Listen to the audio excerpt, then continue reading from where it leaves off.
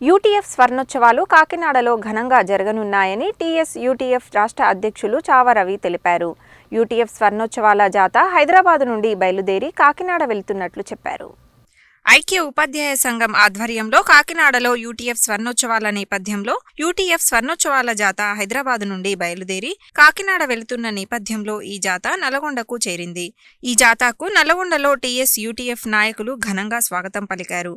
ఈ సందర్భంగా నల్లగొండ కార్యాలయంలో ఏర్పాటు చేసిన మీడియా సమావేశంలో టీఎస్-యూటీఎఫ్ రాష్ట్ర అధ్యక్షులు చావా రవి మాట్లాడుతూ ఐక్య ఉపాధ్యాయ సంఘం ఆవిర్భవించి 50 సంవత్సరాలు పూర్తి చేసుకున్న సందర్భంగా కాకినాడలో యూటీఎఫ్ స్వర్ణోత్సవాలను నిర్వహించడం జరుగుతుందని చెప్పారు. ఈ యూటీఎఫ్ స్వర్ణోత్సవాలకు యూటీఎఫ్ స్వర్ణోత్సవాల జాథా హైదరాబాద్ నుండి బయలుదేరడం జరిగిందని, అలాగే 11వ మహాసభల జాథా నల్లగొండ నుండి బయలుదేరడం జరిగిందని చెప్పారు. ఈ రెండు జాథాలు ఖమ్మం వెళ్లి ఖమ్మంలో 2వ మహాసభ జాథాను కలుపుకొని రేపు కాకినాడకు చేరుకొని అక్కడ స్వర్ణోత్సవాలలో పాల్గొనడం జరుగుతుందని చెప్పారు.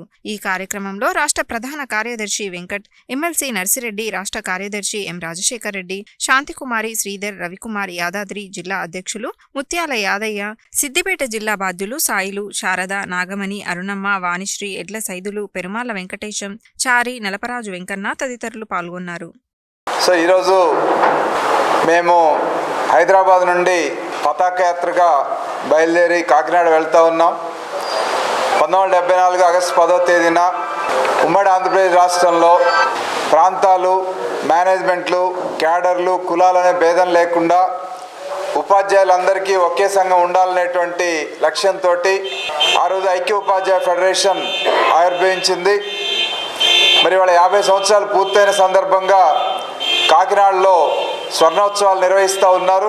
మరి ఈ సందర్భంగా రాష్ట్రంలో ప్రతి 3 ఏళ్లకోసారి గతంలో మహాసభలు జరిగాయి ఉమ్మడి రాష్ట్రంలో. కానీ ఆ ఉమ్మడి రాష్ట్రంలో మహాసభలు మొట్టమొదటిగా 1977లో ఖమ్మంలోను, 2003లో హైదరాబాద్లో, 2009లో నల్లగొండలో, తెలంగాణ ప్రాంతంలో 3 మహాసభలు జరిగాయి.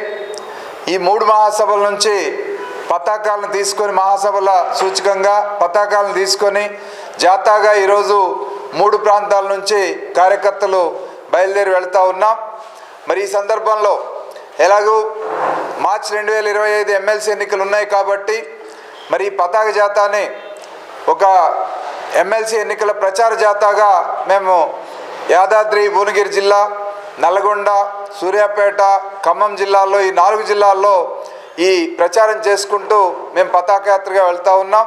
ముఖ్యంగా ఈరోజు చూసినప్పుడు ఉమ్మడి ఆంధ్రప్రదేశ్ రాష్ట్రంలో 16 శాసనమండలి స్థానాలు ఉంటే, 8 గ్రాడ్యుయేట్, 8 టీచరు కాన్స్టిట్యున్సీలు ఉంటే, 2007లో మొట్టమొదటిసారిగా ఎన్నికలు జరిగినప్పుడు టీఎస్-యూటీఎఫ్ ఆనాడు యూటీఎఫ్ బలపరిచినటువంటి అభ్యర్థులు 7 యూటీఎఫ్ అభ్యర్థులు, 1 యూటీఎఫ్ బలపరిచిన అభ్యర్థి, మొత్తం 8 మంది ఆనాడు ఎన్నికయ్యారు. మరి అటువంటి ఒక నిబద్ధత కలిగిన బలమైనటువంటి సంస్థగా యూటీఎఫ్ ఉంది. మరి రాష్ట్రం విడిపోయిన తర్వాత కూడా ఈ ప్రాంతంలో మరి వరంగల్, ఖమ్మం, నల్గొండ నియోజకవర్గం నుంచి నర్సిరెడ్డి గారు ఎమ్మెల్సీగా ఎన్నికయ్యారు. మరి ఇవాళ గతంలో ఉమ్మడి రాష్ట్రంలో కానీ ఇవాళ తెలంగాణ రాష్ట్రంలో ఉన్నటువంటి ఎమ్మెల్సీలు కానీ ఉపాధ్యాయ, గ్రాడ్యుయేట్ ఎమ్మెల్సీలు అందరిలోకి ఒక ఆదర్శవంతమైనటువంటి ఎమ్మెల్సీగా, ఒక డైనమిక్ ఎమ్మెల్సీగా ఈరోజు నర్సిరెడ్డి గారు ఉన్నారు. మరి నర్సిరెడ్డి గారిని గెలిపించుకోవడం అంటే అది ఉపాధ్యాయుల అవసరం కాబట్టి ఉపాధ్యాయుల అవసరాన్ని ఉపాధ్యాయులకు గుర్తింపజేస్తూ రాష్ట్రంలో ఎక్కడ ఎవరికి ఏ సమస్య ఉన్నా అది విద్యారంగానికి కావచ్చు, ఉపాధ్యాయ రంగానికి కావచ్చు, సాధారణ ప్రజలకు కావచ్చు, ఆ సమస్యల మీద ఎప్పటికప్పుడు స్పందించి పరిష్కారం కోసం శాసన మండలిలో ఉన్నటువంటి అవకాశాలను వినియోగించుకున్నారు.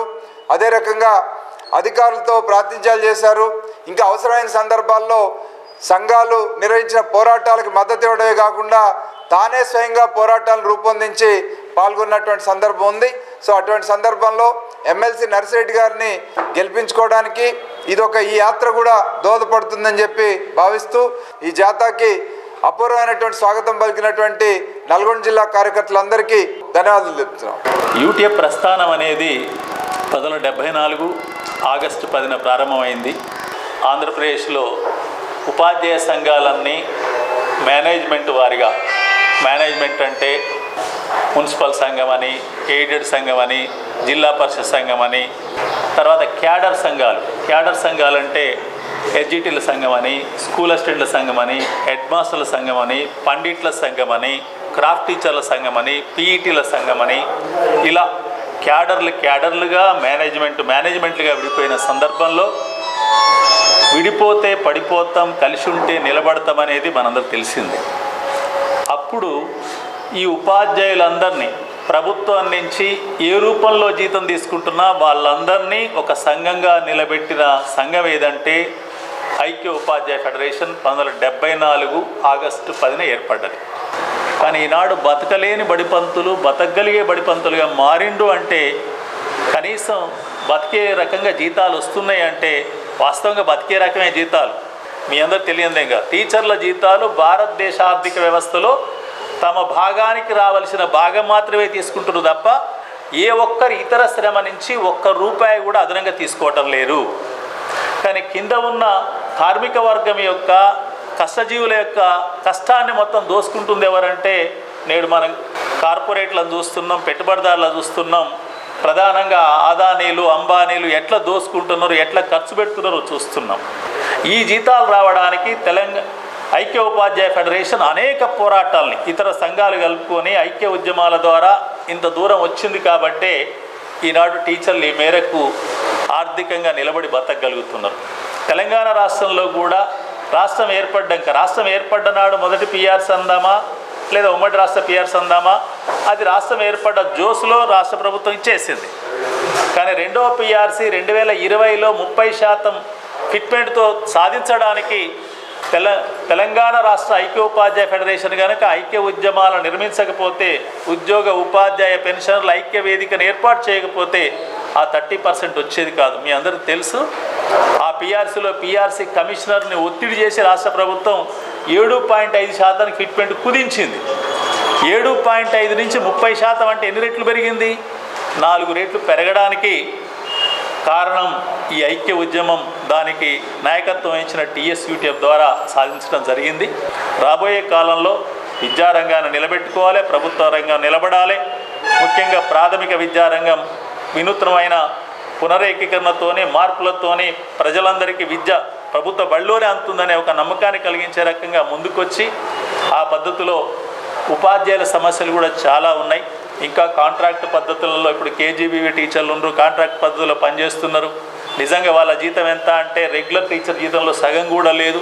అటువంటి వాళ్ళ జీతం కూడా పెంచడానికి, వాళ్ళకు కూడా ఇతర సౌకర్యాలు కలిగించడానికి, టీచర్లకు సకాలంలో జీతాలు రావట్లేవు 01 ద్వారా ఇప్పించడానికి, గురుకులాలు 5 గురుకుల పాఠశాలలు పేరుకు పెద్ద ఎత్తున పెట్టినప్పటికీ గత ప్రభుత్వం ఏదో ప్రచారం చేసినప్పటికీ అందులో టీచర్లందరూ కూడా మానసికంగా చాలా ఇబ్బంది పడుతున్న స్థితి మేము గమనిస్తున్నాం. వాటిని కూడా పరిష్కారం చేయడానికి కూడా తెలంగాణ రాష్ట్ర ఐక్యోపాధ్యాయ ఫెడరేషన్ తన పోరాటాలని తమ ఉద్యమాన్ని కొనసాగిస్తుందని తెలియజేస్తూ దానికి నేను అండగా ఉంటానని తెలియజేస్తూ ఉమ్మడి రాష్ట్రంలో యూటీఎఫ్ విశిష్టతను తెలియజేస్తూ 50 సంవత్సరాలు పూర్తయిన సందర్భంగా స్వర్ణోత్సవాలు నిర్వహించుకుంటున్న వేళ తెలంగాణ నుండి 3 జాతాలు అక్కడికి వెళ్తూ ఉన్నాయి.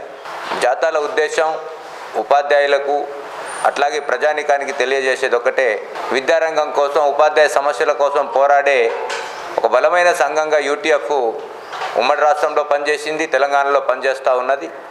ఆ విశ్వాసాన్ని కలిగిస్తూ ఉపాధ్యాయుల సమస్యల కోసం, విద్యారంగ సమస్యల కోసం యూటీఎఫ్ చేసే పోరాటాలకు చట్టసభల్లో కూడా మద్దతును నిలుపుకునేందుకోసం ఈరోజు మనం ఎమ్మెల్సీగా నర్సిరెడ్డి గారిని గెలిపించుకోవాల్సిన అవసరం ఉందని చెప్పి ఉపాధ్యాయులను కోరుతూ వారికి ప్రచారం చేస్తూనే ఈరోజు ప్రజలకు కూడా ఈ మహాసభలు జాతల ద్వారా మేము విజ్ఞప్తి చేసేది ఒకటే, రోజు రోజుకు ప్రభుత్వాలు విద్యారంగాన్ని పూర్తిగా ప్రైవేట్ పరం, కార్పొరేట్ పరం చేస్తూ ఉన్న పరిస్థితుల్లో ఈ విద్యారంగాన్ని కాపాడుకోవడం కోసం యూటీఎఫ్ నిరంతరం పోరాటాలు చేస్తూ ఉంది.